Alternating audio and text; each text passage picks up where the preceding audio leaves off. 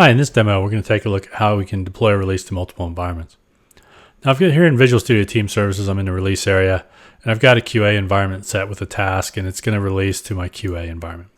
And it's using this package. If we come down to the end, it's the worldwide importers _ deploy package.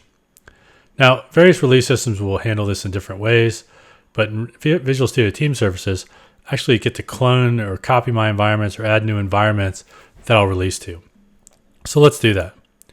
Now I can clone an environment or create a new one. I'm going to clone one because I want to use the same package and the same tasks. Now when I add the new environment, I can choose whether I'm going to approve it automatically, I mean the system just lets it go, or if I have specific users. There are other options in the environment I can set, but in this case, I'm just going to let it approve automatically. I don't want it to deploy when QA is successful though, because I want it to be separate. So let's create that.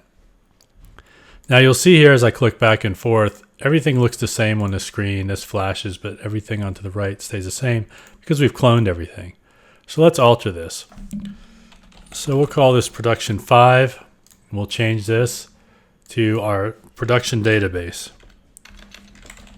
here. Now, when I had this environment built, there are actually variables that are assigned to this particular environment. This one's not being used, but these two are. These have been copied over here and have the same values. This last one is a secret value. It's locked up, and even though it shows the asterisk, it doesn't actually copy the value. So I need to make sure that I put in a valid password.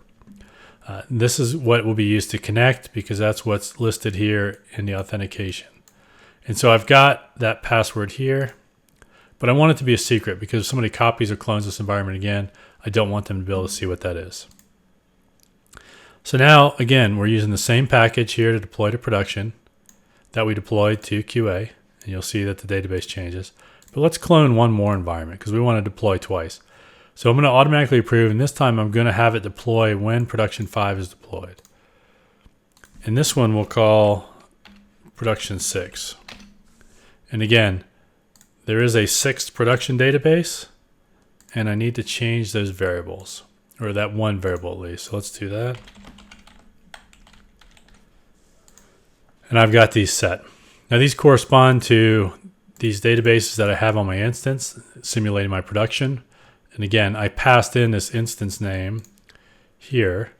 So these could be on a separate instance. I just have them on my local machine just for the sake of the demo. So let's actually make a deployment now.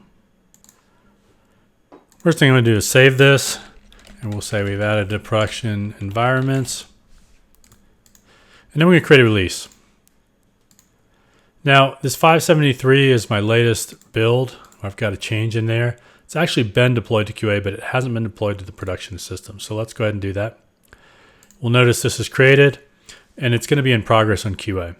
So it's going to take the package out of this build system, out of my CI, and it's going to unpack it, and then it's going to attempt to deploy it to QA.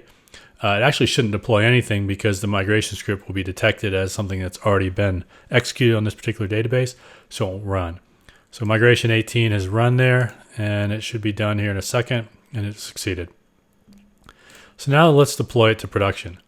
So again, the same package is going to be deployed to multiple instances. In this case, it's going to go to 5 and then 6. I have my agent running here, and we should see this happening. We see the deploy starting.